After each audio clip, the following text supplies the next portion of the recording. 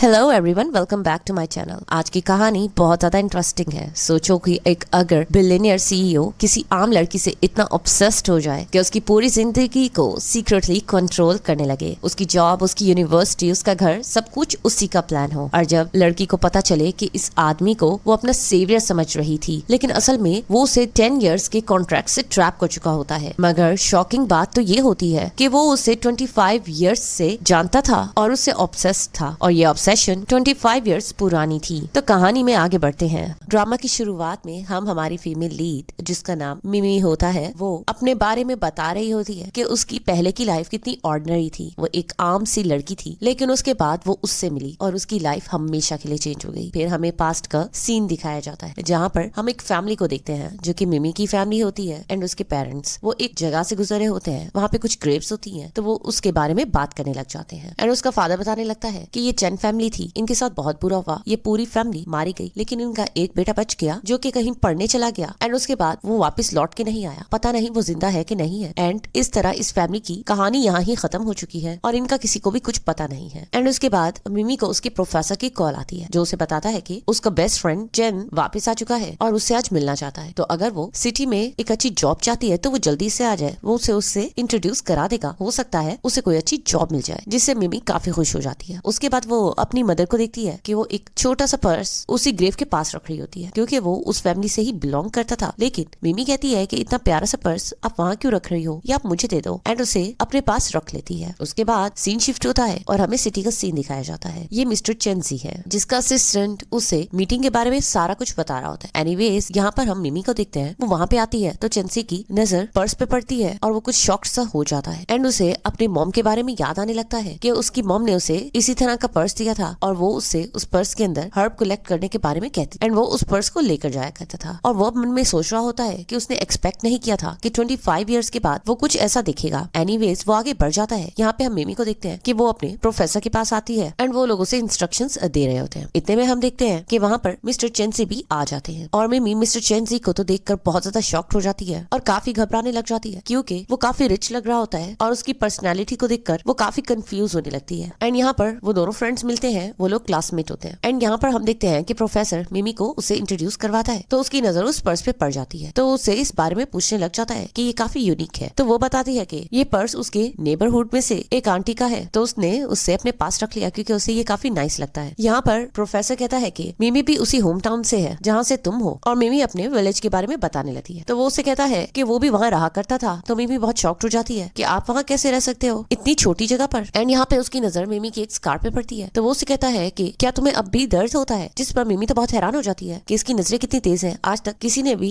इसे नोटिस नहीं किया है और इसने इतनी दूर से नोटिस कैसे किया। तो वो बताती है कि जब वो छोटी थी तो खेलते हुए एक डॉग ने उसे बाइट कर लिया था एंड उसके नेबर में एक ब्रदर रहता था जिसने उसे हेल्प किया और हॉस्पिटल ले गया था। एंड यहाँ पर हम चेंसी को देखते हैं। वो कुछ सोच रहा होता है, क्योंकि चेंसी ही उस चैन फैमिली का बचा हुआ बेटा था और वो अब उस सीन के बारे में सोच रहा होता है कि किस तरह जब मिमी को डॉग ने बाइट किया था तो वो उसे लेकर भाग रहा था, और वो मन में सोच रहा होता है कि मैं तुम्हें 2 आवर्स तक लेकर भागता ही रहा था। उसके बाद फूड आ जाता है और इतना फूड देखकर मिमी तो बहुत ज्यादा खुश हो जाती है। और यहाँ पे प्रोफेसर बताने लगता है कि मिमी इस सिटी में इसलिए जॉब करना चाहती है क्योंकि उसका बॉयफ्रेंड भी यहाँ पर वर्क करता है, तो क्या तुम उसके लिए कोई जॉब ढूंढ सकते हो। तो वो कहता है क्यों नहीं, और अपने असिस्टेंट को अपने सेल फोन पे उसे वीचैट में ऐड करने के लिए कह देता है। एंड उसके बाद हम देखते हैं कि प्रोफेसर और उसकी वाइफ चली जाते हैं एंड यहाँ पे मिमी और मिस्टर चैन खड़े होते हैं, तो स्नोफॉल होने लग जाती है। तो वो मिमी को कहता है कि मैं तुम्हें छोड़ देता हूँ, तो वो उसे कहती है कि इसकी जरूरत नहीं, क्योंकि मिमी वहाँ स्टडी करती होती है, तो वो एक डॉर्म में रहती है। तो वो कहती है कि मेरा डॉर्म पास ही है तो मैं चली जाऊंगी, लेकिन वो अपने असिस्टेंट को कहता है कि मिमी को अम्ब्रेला दे दो एंड वो अम्ब्रेला लेकर जाने लगती है। एंड उसके बाद हम चेंसी को देखते हैं कि वो अपने घर में आता है और उसके पास कुछ पिक्चर्स आई होती है। ये वही पिक्चर होती है जहाँ पर मिमी अपनी फैमिली के साथ उसकी फैमिली की ग्रेव पर होती है, तो वो ये सब देख रहा होता है। एंड रात को वो अपने बॉयफ्रेंड लू से भी बात करती है एंड उसके बाद सो जाती है, लेकिन मॉर्निंग में उसे काफी लेट हो रहा होता है एंड उसे इंटरव्यू के लिए जाना होता है। और यहाँ पे हम चेंसी को देखते हैं कि वो अपनी फ्लाइट कैंसिल करवा देता है ताकि वो मिमी से मिल सके एंड उसे एक रेस्टोरेंट में इन्वाइट करता है जहाँ पर वो उसे मेन्यू ऑर्डर करने का कहता है। एंड यहाँ पर वो उससे उसके काम के बारे में पूछता है, तो वो अपने रिसर्च वर्क के बारे में बताती है जो कि कंप्यूटर से रिलेटेड होता है। देन वो एकदम से उसे उसके बॉयफ्रेंड के बारे में पूछता है, तो वो कुछ चौंक सी जाती है। तो वो उसे कहता है कि ये उनके लिए इंपॉर्टेंट है क्योंकि वो अपने एम्प्लॉय की सब इन्फॉर्मेशन रखना चाहते हैं, लेकिन साफ नजर आ रहा होता है कि चेंसी काफी जेलस हो रहा होता है एंड उसके बॉयफ्रेंड के बारे में सारी जानकारी लेना चाहता है। तो वो उसे बता देती है कि वो उसकी तरह स्टडी भी कर रहा है और जॉब भी कर रहा है और वो एक लॉयर बनने वाला है। देन उसके बाद वो उससे उसकी सैलरी के डिमांड पूछता है, लेकिन वो बहुत ही मजे से चिकन सूप ड्रिंक कर रही होती है और 15,000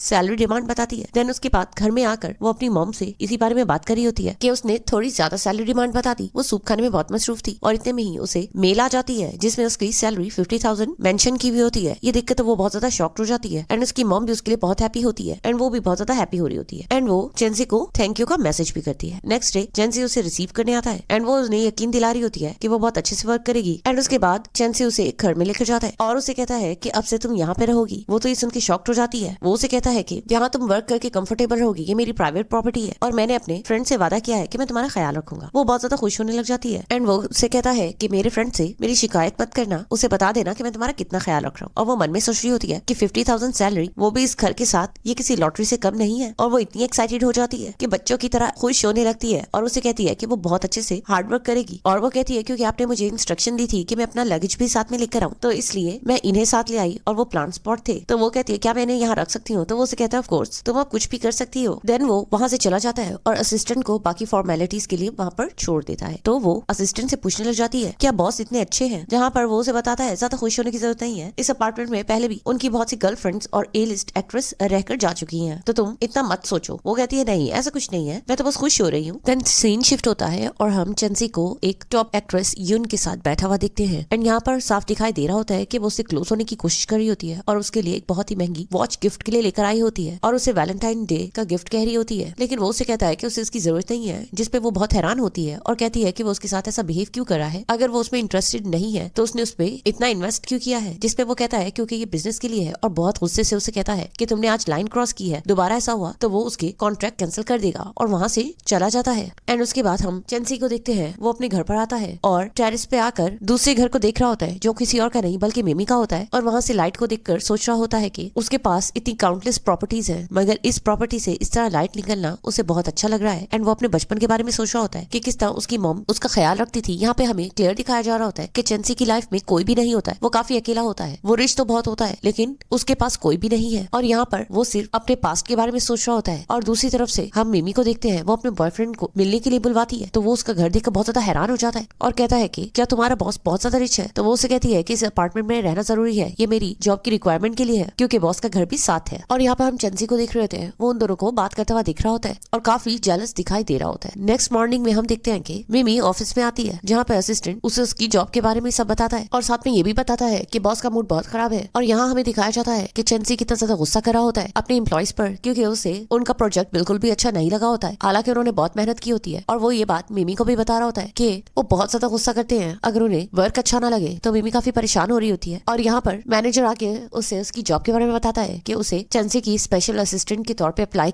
के तौर पर अपॉइंट किया गया है और इसका मतलब ये है कि उसे 24 आवर्स अलर्ट रहना होगा, उसे कभी भी रात को भी कॉल आ सकती है और एयरपोर्ट के लिए भी जाना पड़ सकता है। तो वो ये बात सुन के काफी परेशान हो जाती है कि वो ये सब कुछ कैसे हैंडल करेगी। एंड यहाँ पे सब एम्प्लॉयज मिमी को काम करते हुआ देख रहे होते हैं और आपस में बात कर रहे होते हैं कि हमारे पास ने कभी भी पर्सनल असिस्टेंट नहीं रखी लेकिन ये लड़की कुछ स्पेशल लगती है। और जैसे ही चेंसी ऑफिस में आता है सब लोग डर के अपनी जगह पे जाने लगते हैं। तो वो मिमी को अपने ऑफिस में बुलवाता है और उसे कहता है कि क्या तुम्हारा उस घर पे दिल लग चुका है? तो वो कहती है हाँ सब बहुत अच्छा है लेकिन यहाँ पर फूड काफी एक्सपेंसिव है। और यहाँ पर चेंसी उसके नेक को देख रहा होता है और समझ जाता है कि उसने लू के साथ बहुत अच्छा समय बिताया है और मुस्कुराने लग जाता है। मिमी काफी कंफ्यूज होने लग जाती है तो वो उसे कहता है कि आज एक सोशल इवेंट है तो उसे उसके साथ जाना होगा। एंड फिर वो उसे अपने साथ ले जाता है एंड उसे कहता है कि तुम्हारी ये ड्रेस सूटेबल नहीं है तो तुम्हें ड्रेस चेंज करना होगा। तो वो मन में सोच रही होती है इतना महंगा ड्रेस तो पहना है और इसे भी मुझे चेंज करना होगा। तो वो उसे शॉपिंग के लिए ले जाता है और वो काफी कंफ्यूज दिखाई दे रही होती है। वो ड्रेस पहन के आती है लेकिन चेंसी को ये ड्रेस अच्छा नहीं लगता है एंड उसके लिए खुद से एक ड्रेस सिलेक्ट करता है एंड कहता है कि इसे पहन के आओ। अब वो उस ड्रेस को वेयर करके आती है और उससे पूछती है क्या ये ठीक है, लेकिन वो काफी कंफ्यूज हो रही होती है। तो वो उसे कहता है कि ये बहुत अच्छा है लेकिन वो उससे कहती है कि ये काफी ज्यादा महंगा है और मन में सोच रही होती है कि वो उसकी पेमेंट कैसे करेगी। तो वो उससे कहता है कि तुम्हें इन बातों की फिक्र करने की जरूरत नहीं है, ये मेरी रिस्पॉन्सिबिलिटी है और उसके काफी क्लोज होता है एंड उसके लिए इयररिंग्स भी मंगवाता है, साथ में उसके हाथ पे एक कार्ड रख देता है और कहता है कि किसी भी चीज की जरूरत हो तो तुम बहुत आराम से ले सकती हो। देन वो दोनों उस इवेंट पे पहुंच जाते हैं लेकिन मिमी तो बहुत ज्यादा कंफ्यूज हो रही होती है और असिस्टेंट से पूछती है मैं क्या करूं, जिसपे वो उसे कहता है कि तुम्हें बॉस को फॉलो करना चाहिए था। एंड वो रूम में काफी लेट पहुंचती है और चेंसी के साथ जाके बैठ जाती है। सब लोग मिमी के बारे में बात करने लगते हैं कि उन्होंने इसे पहली दफा देखा है। अब वहाँ पर सब लोग मिमी से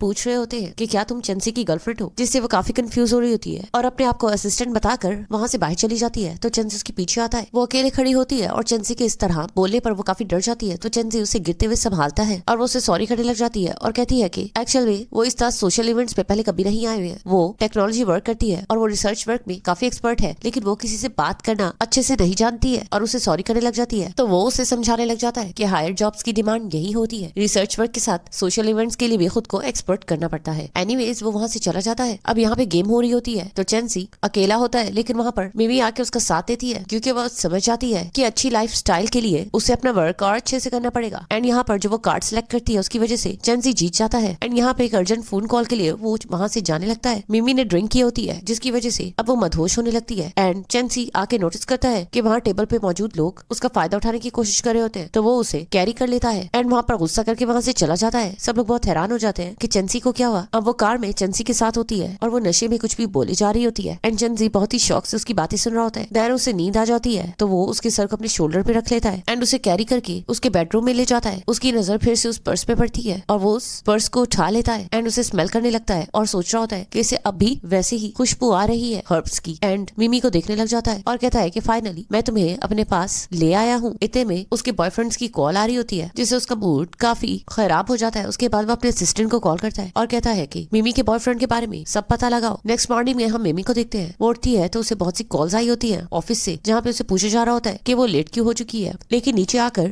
वो चेंसी को देखती है जो उसके लिए ब्रेकफास्ट प्रिपेयर करा होता है, तो वो उसे सॉरी करने लग जाती है और उसे बताती है कि लास्ट नाइट उसे कुछ याद नहीं है, उसकी ड्रिंक करने की आदत नहीं है, तो इसीलिए वो ऐसा बिहेव कर रही थी। चेंसी ने तो बहुत ही नॉर्मल सा ब्रेकफास्ट बनाया होता है अपने लिए सैंडविच, तो वो उसे कहती है कि इसे खाने की जरूरत नहीं, मैं तुम्हारे लिए कुछ अच्छा सा बना के लाती हूँ। एंड उसके लिए सूप बोल बना के लाती है एंड उसे बताने लग जाती है कि विल्श में किस तरह वो उसे प्रिपेयर किया करती थी और ये उसका फेवरेट फूड था। चेंसी को भी ये बहुत अच्छा लगता है। उसके बाद वो दोनों वर्क के लिए चले जाते हैं एंड कार में बैठे हुए वो नोटिस करता है कि मिमी काफी टेक्स्ट कर रही होती है, तो वो उसे उसके बॉयफ्रेंड के बारे में पूछता है कि उसे तुम्हें पिक करने आना चाहिए था, जिस पे वो उसे एक्सप्लेनेशन देने लगती है कि वो अपनी पेमेंट को सेव कर रहा है ताकि वो इस सिटी में एक घर ले सके, जिस पर वो उसे कहता है कि ये पॉसिबल नहीं है, यहाँ पर हाउस काफी एक्सपेंसिव है, इतने में वो नैनी भी अफोर्ड नहीं कर सकता। एंड देन वो उसे समझाने लग जाता है कि वो आप भी सोच ले क्योंकि उसे बहुत वेट करना पड़ जाएगा क्योंकि उसका बॉयफ्रेंड घर तो नहीं ले सकेगा एंड अगर वो उससे शादी कर भी लेती है तो उसे बहुत सफर करना पड़ेगा क्योंकि सिर्फ प्यार काफी नहीं होता है। तो वो मन में सोच रही होती है कि बॉस फ्यूचर को लेकर कितना सोचते हैं और मुझे बहुत अच्छी सी एडवाइसेस देते हैं, जिसपे वो कहती है कि ऐसा नहीं है, वो मेहनत जरूर करेंगे। एंड उसके बाद वो अपनी मॉम से बात कर रही होती है, लेकिन उसकी फादर के पीछे से तबियत खराब हो रही होती है, वो उससे मेडिसिन मांग रहा होता है, तो वो मॉम से पूछने भी लग जाती है, लेकिन मॉम उसे कुछ नहीं बताती। देन वो अपने कजन को कॉल करती है, जिसके बाद सीन शिफ्ट होता है। हम देखते हैं कि वो यून के घर के बाहर रो रही होती है। यून बहुत परेशान हो जाता है, तो वो उसे गले लगा के बताती है कि किस तरह उसके फादर का किडनी इशू हुआ है एंड उन्हें ट्रीटमेंट की जरूरत है और किडनी ट्रांसप्लांट की जरूरत पड़ेगी। तो वो उसे कहता है फिक्र मत करो, सब ठीक हो जाएगा। तो उसका बॉयफ्रेंड उसे कहता है कि तुम फिक्र मत करो एंड उसे अपार्टमेंट में ले जाता है। एंड उसके बाद हम देखते हैं कि अब उसकी जाग होती है, तो वो सोचती है कि वो अपने फादर के लिए कुछ करेगी एंड ऑफिस में आके यही सब कुछ कैलकुलेट कर रही होती है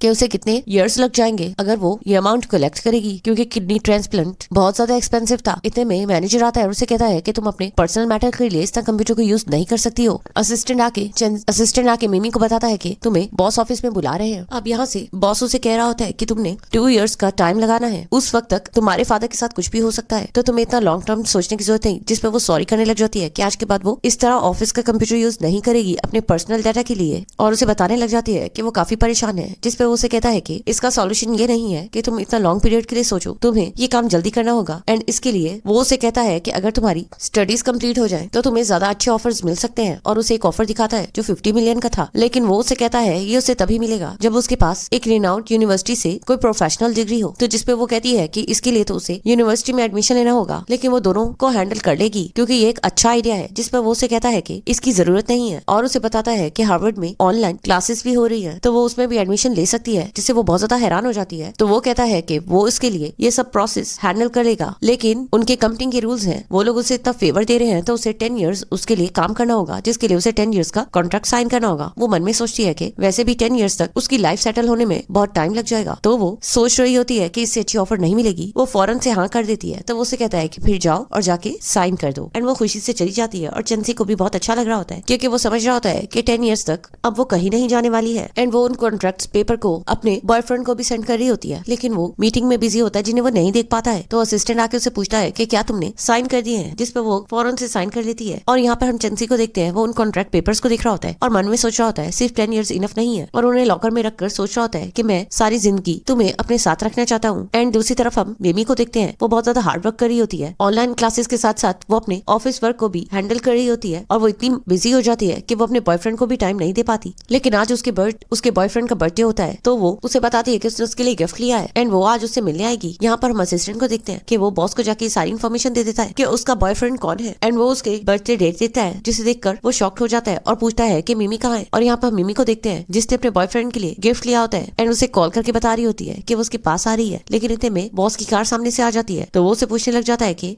मेरे पास ही आके बैठ जाओ, मुझे तुमसे प्रोजेक्ट के बारे में बहुत इंपॉर्टेंट डिस्कस करना है। एंड उसे अपने साथ बिठा देता है। एंड उसके बाद अब मिमी के पास और कोई चॉइस नहीं होता, वो अपने बॉयफ्रेंड को मैसेज कर देती है कि कंपनी में ओवर टाइम आ गया है, जिसकी वजह से वो आज उसके पास नहीं आ सकेगी और उसे सॉरी करने लग जाती है। तो फिर चेंसी काफी इरिटेट लग रहा होता है क्योंकि वो काफी जेलस हो रहा होता है और उसे पूछ ही लेता है कि क्या तुम बिजी हो, जिस पर वो कहती है नहीं ऐसा कुछ नहीं है। अब यहाँ पर हम देखते हैं कि मिमी काफी थक चुकी होती है एंड ऑफिस में वर्क करते हुए ही सो जाती है। तो यहाँ पर चेंसी आता है एंड उसे कवर करता है एंड साथ में डेस्क पे पड़े गिफ्ट को देखता है और उस कार्ड को देखता है जिसपे मिमी ने उसे विशेष लिखी होती है। तो वो उसके बॉयफ्रेंड से काफी ज्यादा जेलस हो रहा होता है। तो वो कहने लग जाता है कि तुम एक ऐसे लड़के के लिए अपना टाइम वेस्ट कर रही हो जो खुद को भी सपोर्ट नहीं कर सकता है। एंड उसकी हेयर्स को टच कर रहा होता है और साथ में उसे ये भी कह रहा होता है कि वो तुम्हारे बिल्कुल भी लायक नहीं है, वो तुम्हें वो खुशी नहीं दे सकता है जो मैं दे सकता हूँ। एंड उसकी हेयर टाई उतार कर अपने पास रख लेता है एंड उसे बस देखता रह जाता है एंड उससे ऑब्सेस्ड होके कह रहा होता है कि तुम सिर्फ मेरी हो और तुम्हारी शादी सिर्फ मुझसे होगी। उसके बाद हम मिमी को देखते हैं, वो ऑफिस में चेंसी के पास आती है और उसे पूछती है कि मैं कल अपने बॉयफ्रेंड के लिए गिफ्ट लाई थी, लेकिन वो मुझे अब कहीं भी नहीं मिल रहा है, क्या आपने उसे देखा है? जिसपे वो उसे कहता है नहीं मुझे नहीं पता, जबकि वो बैग चेंसी ने गुस्से से खुद उठा लिया था और उसकी टेबल के नीचे था। तो वो उसे साथ में बातें भी सुनाने लग जाता है कि अगर तुम्हें इतना ही इशू है तो तुम न्यू गिफ्ट खरीद लो, लेकिन ये पैसा उस पे जाया करने से बेहतर है कि तुम अपने लिए सेव रखो। तो वो उसे सॉरी करने लग जाती है। तो वो उसे कहता है कि मैं तुम्हें एक और इवेंट में लेकर जाना चाहता हूँ, तो तुम इसे पहन लेना। एंड वो काफी एक्सपेंसिव ज्वेलरी होती है। तो वो उसे कहती है कि इस किस्म की पार्टी है, जिसपे वो उसे बता देता है कि ये एक बर्थडे पार्टी है, तो तुमने अच्छे से रेडी होना है। तो वो उसे कहती है कि ठीक है, आज मैं फुल प्रिपरेशन के साथ जाऊंगी ताकि मुझे वहाँ पर कोई प्रॉब्लम ना हो। एंड देन हम मिमी को देखते हैं, वो अपने बॉयफ्रेंड के साथ बर्थडे सेलिब्रेट कर रही होती है और यहाँ पर हम चेंसी को देखते हैं, वो काफी जेलस दिखाई दे रहा होता है और काफी बेचैन होता है क्योंकि उसे पता होता है कि मिमी अपने बॉयफ्रेंड के साथ समय बिता रही है। और दूसरी तरफ हम उसके बॉयफ्रेंड को देखते हैं, वो उसे बताता है कि उसे कहीं और ट्रैवल करना पड़ेगा और सिटी से बाहर जाना पड़ेगा और ये उसकी जॉब के लिए अर्जेंट है। ये बात सुनकर मिमी काफी अपसेट हो जाती है और दूसरी तरफ हम चेंसी को देख रहे होते हैं कि वो उस गिफ्ट को जला रहा होता है और उसे जलते हुए देख रहा होता है। अब मिमी जब काफी अपसेट होती है तो उसका बॉयफ्रेंड यून उसे समझाने लगता है कि ये मैं हमारे लिए कर रहा हूँ, जितनी जल्दी हम घर ले लेंगे उतनी जल्दी हम दोनों की शादी हो जाएगी। तो वो काफी सैड हो जाती है और कहती है कि फिर तुम इतने मसरूफ मत हो जाना, मुझे रोज मैसेज कर दिया करना। तो वो उसे प्रॉमिस करने लग जाता है। एंड उसके बाद हम देखते हैं कि वो दोनों पार्टी में पहुंच जाते हैं, लेकिन चेंसी उसे कहता है कि ज्वेलरी के साथ इयररिंग्स भी थी, तुमने वो क्यों नहीं पहनी? तो वो उसे कहती है कि मुझे डर लगता है कि मुझे पेन ना हो क्योंकि मैंने अभी ही। तो वो कहता है कि मैं तुम्हारी हेल्प कर देता हूँ एंड उसे इयररिंग्स पहनाने लगता है, जहाँ पे हम मिमी को देखते हैं वो काफी कंफ्यूज हो रही होती है। एंड देन वो उसे अपने साथ लेकर जा रहा होता है एंड यहाँ पर वो अंदर आकर सबके बारे में बताने लग जाती है। तो वो कहता है इसका मतलब ऑनलाइन क्लासेस से तुम पर बहुत अच्छा असर पड़ रहा है। तो वो उसे कहती है कि आप मुझे बहुत अच्छे एडवाइसेस देते हो और जिसकी वजह से ये सब कुछ पॉसिबल हुआ है। तो जिसपे वो उसे कहता है क्योंकि इसमें मेरा ही फायदा है, क्योंकि आके मैंने तुम्हें कुछ ऐसे ही प्रोजेक्ट असाइन करने हैं, क्योंकि जिन प्रोजेक्ट्स पर तुम वर्क करोगी वो 1 बिलियन तक भी पहुंच सकते हैं। तो वो ये प्राइस सुन के बहुत हैरान हो जाती है। एंड यहाँ पर जिस आंटी की बर्थडे होती है वो उन्हें देखकर बहुत ज्यादा हैप्पी होती है और इतने में उसकी नजर मिमी पे पड़ती है एंड उसकी नेकलेस को देखकर कहती है ये तो लास्ट ऑक्शन वाला नेकलेस है जो कि बहुत ज्यादा महंगा था। तो वो कहता है कि मैं बाकी गेस्ट से मिलता हूँ, आप मिमी को देख लेना। तो यहाँ पे आंटी गलत समझती है कि शायद मिमी चेंसी की गर्लफ्रेंड है और सबको उसकी गर्लफ्रेंड के तौर पे इंट्रोड्यूस कराने लगती है। तो वो कहती है आप गलत समझी हो, मैं उसकी असिस्टेंट हूँ। वो उसे कहती है कि ऐसा हो ही नहीं सकता, तुम उसके लिए काफी इंपॉर्टेंट लग रही हो क्योंकि आज तक चेंसी कभी भी अपने साथ किसी लड़की को नहीं लेकर आया और तुम पहली हो। सब लोग ये बात करने लग जाते हैं एंड देन वो ड्रिंक करती है एंड उसके बाद वो चेंसी को हर जगह ढूंढने जा रही होती है। कितने में उसे उसके बॉस की आवाज आती है। तो वो उस तरफ जाती है जहाँ पे वही एक्ट्रेस यून होती है और उससे कह रही होती है कि लास्ट टाइम आइलैंड पे तुम मेरे साथ बहुत ज्यादा अच्छे थे, जहाँ पे वो उसे कह रहा होता है कि तुमने मेरे इंटेंशंस को गलत समझा था, ये सब कुछ सिर्फ वर्क का हिस्सा था और क्या तुम भूल चुकी हो कि हम दोनों अकेले नहीं थे, हमारे साथ और भी लोग थे। अगर तुम समझ रही हो कि वो डेट थी तो लगता है तुम पागल हो चुकी हो क्योंकि डेट पे 2 लोग होते हैं, इतने ज्यादा नहीं होते हैं। और साथ में वो उसे अब धमकी देने लग जाता है कि मैं तुम्हारा कॉन्ट्रैक्ट कैंसिल कर रहा हूँ। तो यहाँ पे उसकी गर्लफ्रेंड तो यहाँ पर वो एक्ट्रेस बहुत ज्यादा परेशान होने लग जाती है और उसे पूछने लग जाती है कि कहीं तुम्हारी लाइफ में वो न्यू लड़की तुम्हारी गर्लफ्रेंड तो नहीं है जिसे तुम हर जगह साथ लेकर जाते हो, क्योंकि सब इसी बारे में बात कर रहे थे। ये बात सुनकर मिमी तो चौंक जाती है। तो वो उसे कहता है हाँ तुम सही समझी हो, वही मेरी गर्लफ्रेंड है। तो वो काफी परेशान होने लग जाती है कि ये मुझे यूज क्यों कर रहा है अपनी गर्लफ्रेंड से झूठ बोलने के लिए। इतने में हम चेंसी को देखते हैं, वो बाहर आता है और देखता है मिमी वहाँ पे होती है। तो वो उसे कहता है तुम यहाँ क्या कर रही हो? तो वो कहती है मैंने आपके बारे में कुछ भी नहीं सुना, आप गलत मत समझो। लेकिन वो उसका हाथ पकड़ के उसे अपने साथ लेकर जाता है और उसे एक्सप्लेन करने लगता है उसने जो भी देखा या सुना वो सिर्फ एक मिसअंडरस्टैंडिंग हो सकती है। वो उसे कहती है मैंने जब ऐसा कुछ सुना ही नहीं है। लेकिन वो तो उसे कहने लग जाती है कि बॉयफ्रेंड गर्लफ्रेंड में ऐसी प्रॉब्लम्स हो जाती हैं तो आप उसे जल्दी से सॉल्व कर लो। तो वो हैरान होता है और कहता है कि तुम्हें मुझे अंडरस्टैंड करना चाहिए लेकिन तुम तो गलत ही समझ रही हो। वो उसे कहती है क्योंकि मैं आपको हैप्पी देखना चाहती हूँ। लेकिन यहाँ पे वो क्लियरली देख रही होती है कि बॉस तो बहुत ज्यादा गुस्से में आ चुका होता है और साथ में वो उसे कहती है कि और आप उसके साथ खुश रहोगे क्योंकि वो आपकी तरह काफी रिच है और आपसे मैच भी करती है। लेकिन वो और ज्यादा गुस्सा करने लग जाता है कि क्या तुम्हें ऐसा लगता है कि पैसा ही खुशी होती है। वो बहुत ज्यादा कंफ्यूज होने लगती है। वो कहता है तुम गलत समझ रही हो, मैं ऐसा नहीं समझता हूँ। तो वो काफी कंफ्यूज होकर वहां से जाने लगती है क्योंकि चंसी का मूड काफी ज्यादा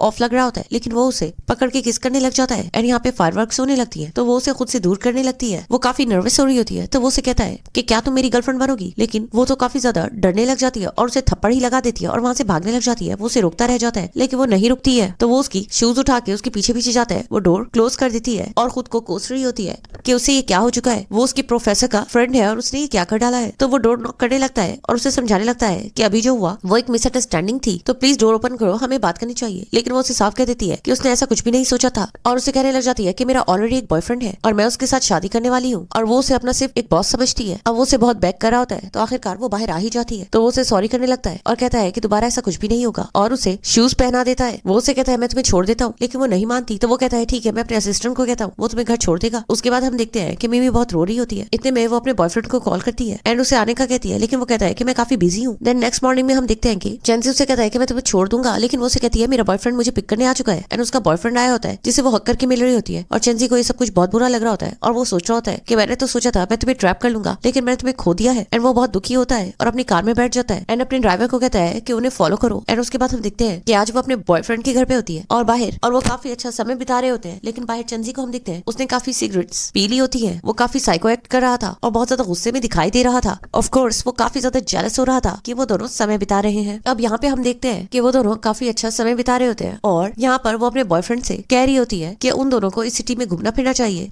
इतने में उसे उसके बॉस की कॉल आती है और वो उसे अर्जेंट वर्क के लिए बुलाता है। तो वो उसे बता देता है कि उसका बॉस उसे कह रहा है कि सुबह की फ्लाइट लेकर उसने दूसरी सिटी में जाना है और उसे पूरे 2 वीक्स वहाँ पर रहना पड़ेगा। तो ये उसके लिए काफी अर्जेंट है। जिस पर वो काफी हैरान हो जाती है और कहती है ऐसा कैसे हो सकता है, मैं तो तुम्हारे साथ यहाँ रहने आई थी और मैंने पूरा हफ्ता तुम्हारे साथ रहना था। तो वो उसे कहता है मैं क्या कर सकता हूँ, ये मेरा वर्क है। तो वो कहती है मैं सिटी में सिर्फ तुम्हारी वजह से ही आई थी, अब तुम ही यहाँ से जा रहे हो तो मेरे यहाँ रहने का फायदा क्या है। वो काफी गुस्सा करी होती है। वो उसे कहता है कि तुम्हें समझना पड़ेगा, मुझे अपना वर्क करना है, क्या हमने घर नहीं रहना है। वो उसे कहती है कि मुझे अब इसकी परवाह भी नहीं है और काफी गुस्सा करी होती है। तो वो उसे शांत करने की कोशिश कर रहा होता है लेकिन वो तो बहुत ज्यादा गुस्से में होती है। तो वो उसे कहती है ठीक है तुम चले जाओ, मैं तुम्हारे इसी अपार्टमेंट में स्टे करूंगी। जिसपे उसे कहता है क्या तुम्हारा दिमाग खराब है, मैं तुम्हारे एक लगेज बैग के लिए इसका फालतू का रेंट नहीं दे सकता हूँ, तुम्हें यहाँ से जाना होगा क्योंकि मैं अफोर्ड नहीं कर सकता हूँ। जिस पर वो तो बहुत ज्यादा गुस्सा हो जाती है। एंड यहाँ पे हमें पता चलता है ये किसी और ने नहीं बल्कि चंसी ने किया था। उसके बाद हम मिमी को देखते हैं, वो चंसी के पास आती है एंड उसे आके कहती है कि वो रिजाइन बहुत जल्दी कर देगी और यहाँ से अपना बैग पैक करके चली जाएगी। जिसपे वो गुस्सा करने लगता है और कहता है कि मेरा फॉल्ट क्या है और उसे कहता है कि ये सब कुछ तुम्हारी वजह से स्टार्ट हुआ है, मेरा वो बैग मुझे वापस करो। वो उसे कहती है तुम किस बारे में बात कर रहे हो। तो वो जब देखता है कि मिमी हर्ट हो रही है तो वो खुद को शांत करता है और उसे फिर समझाने लगता है कि तुम अभी कहाँ जाओगी, जल्दबाजी में फैसला मत करो, यहाँ पर घर मिलना या अपार्टमेंट मिलना इतना ईजी नहीं है और मैंने अपने फ्रेंड से वादा किया था कि मैं तुम्हारा बहुत ख्याल रखूंगा। वो उसे कहती है कि आपको मेरी फिक्र करने की अब जरूरत नहीं है। वो उसे समझाने लगता है लेकिन वो उससे दूर होने लगती है। तो वो उसे कहता है मैं तुम्हें एक्सप्लेन करना चाहता हूँ, मैंने लाइन क्रॉस की है जिसके लिए मैं सॉरी भी करना चाहता हूँ। और उसे यकीन दिलाता है कि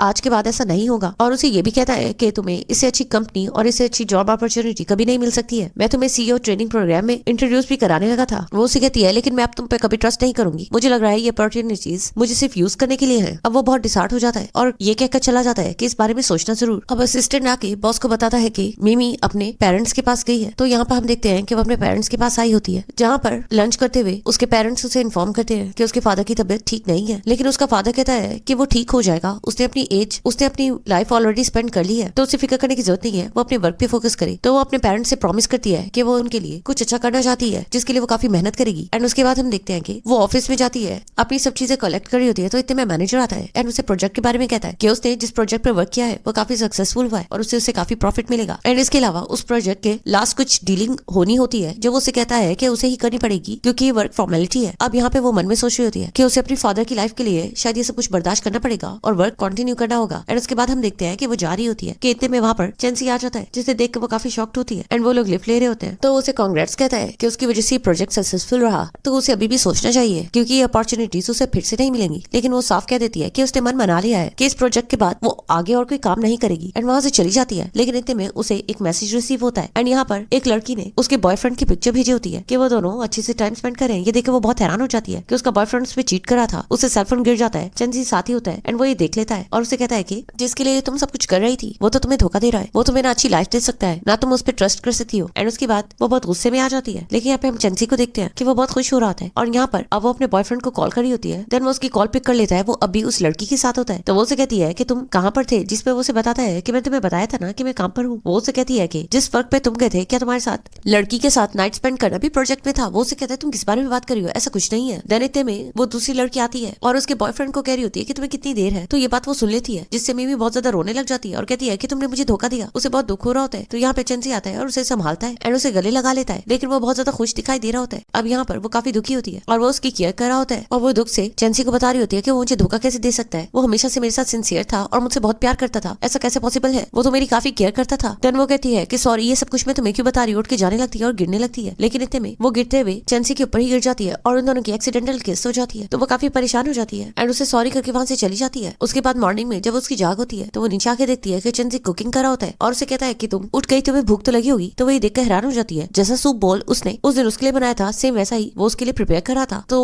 वो ये देखकर शॉक्ड हो जाती है एंड उसे पूछने लग जाती है कि तुम्हें ये कैसे बनाना आया है। तो वो उसे कहता है कि तुम्हें उस दिन मैंने देख लिया था कि तुम ये कैसे प्रिपेयर कर रही थी, तो मुझे अब इसे टेस्ट करके बताओ क्या इसका टेस्ट भी सेम वैसा है जैसा तुमने बनाया था। वो उसे कहती है कि हाँ, लेकिन ये तो बिल्कुल उससे मैच हो रहा है, बल्कि उससे अच्छा है। तो वो उसे कहता है ठीक है, अब से मैं तुम्हारे लिए ये अक्सर बनाया करूंगा क्योंकि तुम्हें ये पसंद है। एंड देन उसे कहता है कि ये खा लो, फिर हम किसी वॉक पर चलते हैं, ये खा लो फिर हम एक अच्छी वॉक पे चलते हैं। एंड उसे अपने साथ वॉक पे ले जाता है। लेकिन वहाँ पर मिमी कुछ हर्ब्स देखकर खुद को कंट्रोल नहीं कर पाती और कहती है कि यहाँ पे बहुत अच्छे हर्ब्स हैं और उन्हें उतारने लगती है। लेकिन इतने में जाते वो इंजर्ड हो जाती है। एंड उसके बाद हम देखते हैं कि अब वो लोग हॉस्पिटल में होते हैं जहाँ पे वो मिमी की केयर कर रहा होता है एंड मिमी को काफी पेन हो रहा होता है और यहाँ पे चंसी उसकी काफी केयर कर रहा होता है क्योंकि अब वो व्हील चेयर पे होती है और उसका थैंक्स कर रही होती है। उससे तो खुद चला भी नहीं जा रहा होता तो चंसी उसे कैरी कर लेता है। तो वो कहती है मैं ये सब कुछ खुद कर लूंगी, लेकिन वो कहता है कि मैं तुम्हारी केयर करना चाहता हूँ एंड उसे घर ले आता है। एंड यहाँ पे मिमी नोटिस करती है कि उसे भी चोट लगी होती है तो वो उसके लिए काफी वरी होने लग जाती है। एंड उसे याद आता है कि एक दफा अपने बॉयफ्रेंड के साथ भी वो गिरी थी, लेकिन उसके बॉयफ्रेंड को थोड़ी सी चोट लगी थी तो उसे वहाँ ही उसी हाल में छोड़कर खुद हॉस्पिटल चला गया था और इसे भी चोट लगी है लेकिन वो उसकी ही केयर कर रहा था। तो वो उसे कहता है ये इतना बड़ी बात नहीं है, मैं इसे बर्दाश्त कर लूंगा, बस मुझे तुम्हारी फिक्र हो रही है कि तुम्हें पेन नहीं होना चाहिए। लेकिन उसके बाद वो उसकी चोट पे मेडिसिन अप्लाई कर रही होती है। चंसी को ये बहुत अच्छा लग रहा होता है कि वो उसकी केयर कर रही है। देन वो उसे कहता है अब तुम्हारे रेस्ट का टाइम है, तुम्हें सोना चाहिए। और यहाँ पे हम मिमी को देखते हैं, उसे भी बहुत अच्छा लग रहा होता है कि वो उसकी बहुत केयर कर रहा होता है। अब यहाँ पे हम चंसी को देखते हैं कि वो उसी के घर पे होता है। मिमी लंगड़ा के चल रही होती है तो वो उस पर गुस्सा करने लगता है कि तुम्हें इस तरह नहीं चलना चाहिए, जो भी तुम्हें चाहिए तो मुझे बता दो। वो कहती है कि मुझे वो हर्ब्स चाहिए जो उस दिन मैं तोड़ के लाई थी। देन वो उसको वो हर्ब्स ला के देता है और इतने एक्सपर्ट की तरह उन्हें बना रहा होता है। वो ये देखकर हैरान हो जाती है और कहती है कि तुम ये सब कुछ कैसे जानते हो। एक्चुअल में वो हर्ब्स उसके फ्लावर पॉट्स के लिए बहुत इंपॉर्टेंट थे। एंड देन वो उसे वो मिनी पर्स दिखाती है और कहती है कि इससे उन्हीं हर्ब्स की खुशबू आ रही है। देन वो उन्हें स्मेल करता है और उसे पूछता है कि क्या तुम जानती हो कि ये पर्स किसका है। तो वो उसे बताती है कि हमारे नेबरहुड में एक आंटी थी, ये उन्हीं का घर है, ये उन्हीं का पर्स है, वो बहुत अच्छी थी। वो कहती है कि उसकी पूरी फैमिली गायब हो गई, बस ये एक पर्स ही बचा था जिसे मैंने अपने पास रख लिया। देन वो उसे पूछती है मैंने कभी तुमसे तुम्हारी फैमिली के बारे में नहीं पूछा। वो उसे बताता है कि मेरी फैमिली में से कोई भी नहीं है, सबके सब गुजर गए। तो वो उसे सॉरी करने लगती है। तो वो उसे कहता है तुम्हें हॉस्पिटल चलना चाहिए। अब वो अपार्टमेंट के लिए गए होते हैं तो इतने में हम देखते हैं कि वहाँ उसका बॉयफ्रेंड आ जाता है एंड उसे सॉरी करने लगता है। लेकिन अब बेमी उसकी किसी बातों में नहीं आ रही होती है एंड इतने में उसकी वो गर्लफ्रेंड भी उसके पीछे पीछे आ जाती है और उसे बताती है कि मैं प्रेग्नेंट हो चुकी हूँ, अब तुम्हें मुझसे शादी करनी होगी। वो नहीं मान रहा था तो वो उसे अपने रिपोर्ट्स दिखा देती है। मिमी को तो बहुत गुस्सा आता है। वो उसे समझाने लगता है कि ऐसा कुछ नहीं है, मैं तुमसे प्यार करता हूँ, लेकिन वो उसे थप्पड़ लगाती है। वो जिद कर रहा होता है लेकिन वो वहाँ से उठ के जाने लगती है। इतने में वहाँ पे चंसी आ जाता है एंड उसे संभाल लेता है। तो यहाँ पे अब उसका बॉयफ्रेंड उसको ताने मारने लग जाता है कि तुम्हें कोई रिच पर्सन ही चाहिए था क्योंकि तुम्हारे डैड की कंडीशन ठीक नहीं थी और तुम इसलिए मुझे बस छोड़ने का बहाना ढूंढ रही थी क्योंकि मैं तुम्हारे डैड की ट्रीटमेंट में तुम्हारी हेल्प नहीं कर सकता था। वो उसे कहता है हाँ तुम सही समझ रहे हो, तुम इसके लिए कभी भी बेटर चॉइस नहीं थे क्योंकि तुम खुद को सपोर्ट नहीं कर सकते हो, लेकिन मैं उसे बहुत अच्छे से सपोर्ट कर सकता हूँ और उसे स्ट्रेंथ भी दे सकता हूँ और वो तुमसे कहीं ज्यादा काबिल है और वो खुद की लाइफ को बहुत अच्छे से सेटल कर सकती है, उसे तुम्हारी जरूरत नहीं है। ये कहकर वो उसे कैरी करता है और अपने साथ ले जाता है।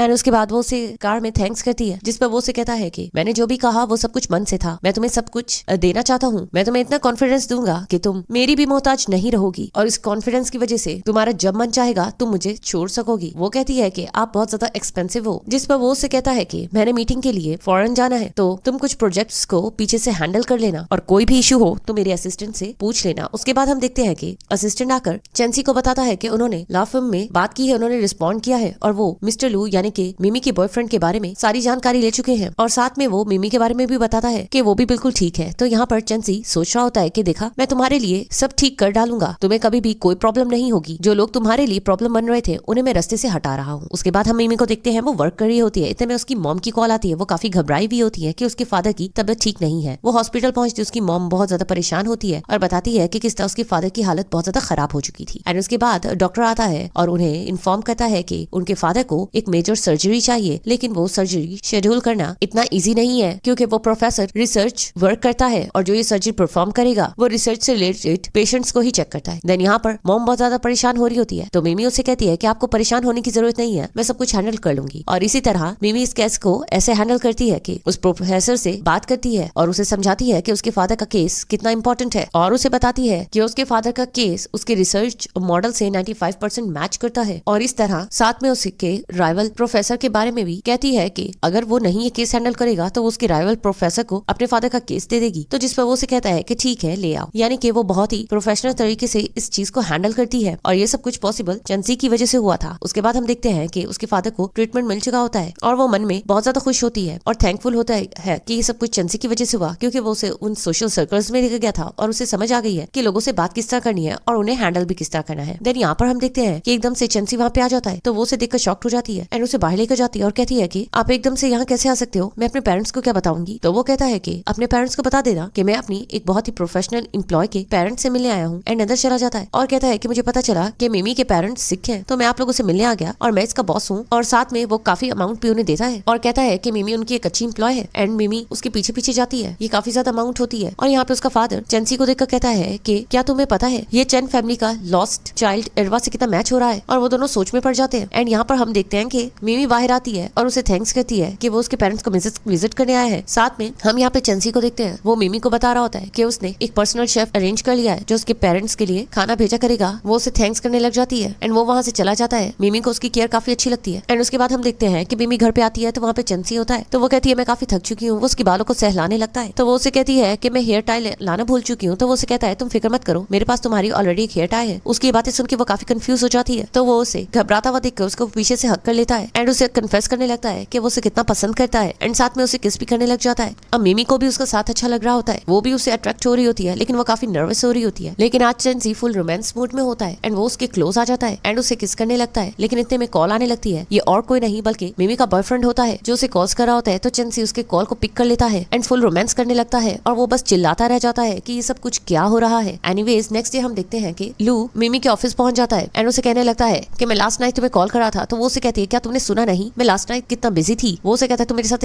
ये सब कुछ कैसे कर सकती हो। तो वो उसे कहती है कि तुमने भी तो मेरे साथ धोखा किया है। तो वो उसे कहता है मैं बस तुम्हें ये बताने आया हूँ कि तुम्हारा बॉस तुम्हें धोखा दे रहा है, वो तुम्हें ट्रैप करने की कोशिश कर रहा है। और वो बताता है कि उस लड़की को भी उसी ने हायर किया था। मैं तुम्हें इसका सबूत देता हूँ। वो लड़की तुम्हारे बॉस की पपेट थी और उसने मुझे ड्रिंक कराया था और जानकर मेरे साथ नाइट स्पेंड की थी ताकि हम दोनों के दरमियान मिसअंडरस्टैंडिंग हो। और वो उसे कहता है कि जिस पर तुम ट्रस्ट कर रही हो वो ट्रस्ट के काबिल नहीं है। और साथ में उसे ये भी शक डाल देता है कि तुम्हारे बॉस ने तुम्हें ट्रैप कर लिया है। जो उस दिन कॉन्ट्रैक्ट पेपर्स तुमने मुझे भेजे थे, क्या तुम्हें उसकी पेनल्टी पता है? वो $80 लाख है। क्या तुम वो कभी दे सकोगी? तुम 10 सालों के लिए अपने बॉस के साथ ट्रैप हो चुकी हो और इस ट्रैप से अब तुम कभी भी नहीं निकल सकती हो। उसके बाद रात के वक्त हम मिमी को देखते हैं। वो काफी सैड होती है। चंसी उसके पास आता है और उसे कहता है कि तुम मेरी कॉल्स पिक क्यों नहीं कर रही थी। तो वो उसे कहती है क्योंकि मैं सोच रही थी कि 10 इयर्स का जो तुमने मेरे साथ एग्रीमेंट किया था उसकी पेनल्टी के बारे में तुमने मुझे बताया नहीं था। अब तुमसे जान छुड़ाने के लिए इतनी बड़ी अमाउंट मैं कहाँ से वापस करूंगी। तो वो काफी परेशान हो जाता है और कहता है हाँ ये सच है। वो उसे कहती तुमने ऐसा क्यों किया। तो वो उसे कहता है मैं तुम्हें एक्सप्लेन करना चाहता हूँ। तो वो उसे कहती है मुझे टच मत करना, तुमने ये सब कुछ मुझे ट्रैप करने के लिए किया। तुमने मुझे एक अच्छी जॉब दी, अच्छा घर दिया और मुझे महंगे गिफ्ट्स दिए क्योंकि ये सब कुछ तुम्हारे प्लान का हिस्सा था ताकि अगर मैं तुम्हें कभी छोड़ना भी चाहूँ तो इन सब बातों की वजह से कभी छोड़ ही ना सकूं। और तुम इसे प्यार कह रहे थे, क्या तुम्हारी नजर में ये प्यार है? वो बहुत गुस्सा कर रही होती है। तो उसके पास बैठ जाता है और उसे कहता है कि हाँ ये सब कुछ सच है, मैं तुम्हें बहुत प्यार करता हूँ कि तुम्हें खोने से डरता हूँ और इसलिए मैंने यही तरीका अपनाया क्योंकि मुझे ये सही लग रहा था। लेकिन मुझे पता है ये अप्रोच रॉन्ग है, लेकिन मेरी फीलिंग तुम्हारे लिए बिल्कुल सच्ची है। लेकिन वो उसे कहती है कि मैं और बर्दाश्त नहीं कर सकती हूँ, तुमने प्यार को एक बिजनेस की तरह डील किया है। वो उसे कहता है हर किसी के प्यार करने का तरीका कुछ और हो सकता है। मैं एक बिजनेस वर्ल्ड में रहा हूँ और मैं लव को भी एक बिजनेस डीलिंग की तरह देखता हूँ, मैं कोई भी रुकावट अपने प्यार में नहीं चाहता हूँ और ये मेरा प्यार करने का अंदाज है। वो उससे कहती है, लगता है तुम प्यार के बारे में कुछ भी नहीं जानते हो, तो मैं यहाँ से जा रही हूँ, जब तुम्हें प्यार की समझ आ जाएगी तो तुम मेरे पास आ जाना। एंड वो वहाँ से चली जाती है। उसके बाद हम देखते हैं कि वो विलेज में होती है एंड वहाँ पर वो एक ग्रैंड माँ के पास आई होती है और वो ग्रैंड माँ से उसी फैमिली के बारे में पूछ रही होती है, चैन फैमिली के बारे में। तो वो उसे बता रही होती है कि चैन फैमिली के जाने के बाद भी उनका जो सन था वो उसकी बहुत केयर करता था और उसके लिए अक्सर फूड छोड़ के जाया करता था। यहाँ पे ग्रैंड माँ उसे ये भी बताती है कि सब लोग यही समझते हैं कि वो वापस लौट के नहीं आया। हाँ, वो लौट के नहीं आया, लेकिन उसने विलेज के लिए बहुत अच्छा काम किया है। उसने सारी रोड्स बनवा ली है और विलेज के लिए काफी एग्रीकल्चर डेवलपमेंट के काम भी करवाए हैं। देन यहाँ पर हम देखते हैं कि चेंसी का मूड बिल्कुल भी ठीक नहीं होता, उसका दिल किसी चीज में नहीं लग रहा होता। इवन के एक इंपॉर्टेंट मीटिंग को भी वो गुस्से से छोड़ के चला जाता है क्योंकि उसका मन सिर्फ मिमी की तरफ होता है और वो बस यही सोचे जा रहा होता है। वो मिमी को बहुत मिस कर रहा होता है और उसी घर में अकेला बैठा रहता है और कितने दिन वहाँ ही बिता देता है। एंड उसके बाद हम देखते हैं कि मिमी यहाँ ग्रैंड माँ के साथ समय बिता रही होती है और ग्रैंड माँ को कहती है कि मैं कुछ हर्ब्स कलेक्ट करके लेकर आती हूँ। एंड हर्ब्स कलेक्ट करने जा रही होती है, लेकिन वहाँ पर वो गिरने लगती है और उसे कोई संभाल लेता है। वो और कोई नहीं बल्कि चेंसी होता है। चेंसी को देखकर वो बहुत हैरान हो जाती है, कहती है तुम यहाँ क्या कर रहे हो?